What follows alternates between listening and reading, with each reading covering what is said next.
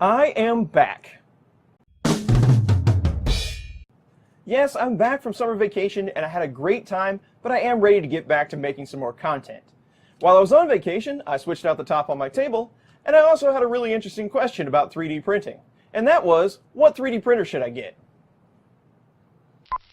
And my answer to that question was, go get in line to get a Prusa and stop bothering me. Of course I'm kidding, although I do tell a lot of people to check out Prusa machines. But then I was hit with a second question, and that was, what if I wanted to 3D print today? And that got me thinking, I really don't know the answer to that question. So let's find out.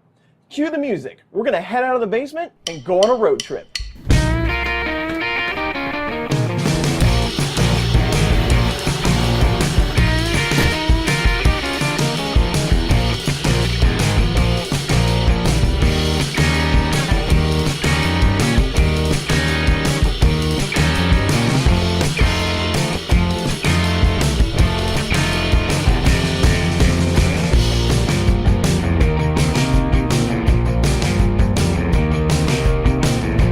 We are at the only place where we could possibly get a 3D printer in the tri-state area today.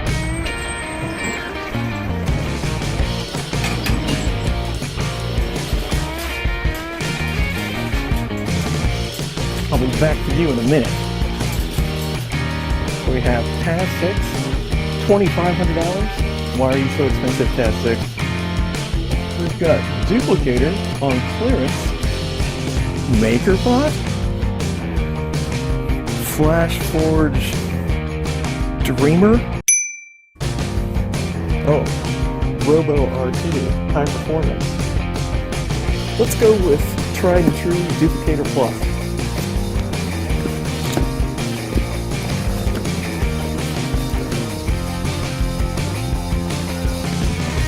How about some blue heat team? This looks like emerald green PLA. I've never seen that before. Let's go with aqua. It's always good. $444.76, okay? Ready? $444 for a printer and some filament? Not too bad.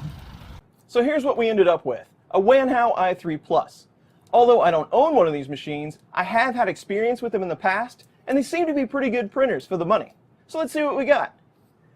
Now you know we don't open printers on videos. We have to do it on a live stream. It's great to be back making content. A big thanks to my wife for helping me film all this footage. As always, thanks for watching, and I'll see you on Sunday.